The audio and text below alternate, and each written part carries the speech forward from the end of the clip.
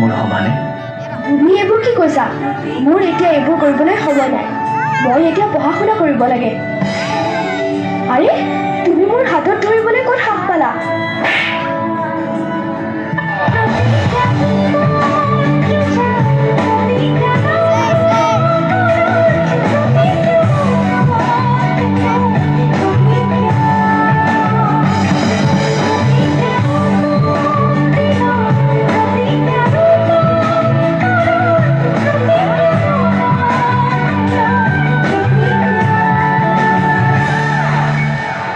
মোৰ প্ৰেমক তাই প্ৰতাৰণা কৰিছে।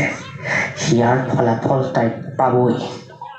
মই তাইৰ মুখত এচিড ঢালি দিম।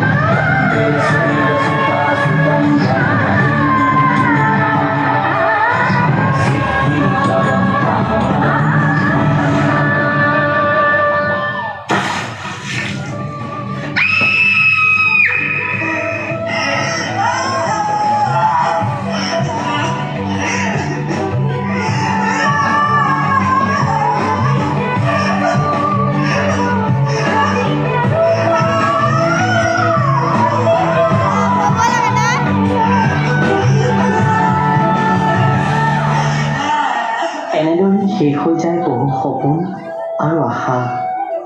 অপেক্ষা মাথো সেই দিনটোলৈ, যিদিনা আমাৰ সমাজৰ পৰা নাইকিয়া হ'ব এচিড নিক্ষেপৰ এই দুৰ্দশা।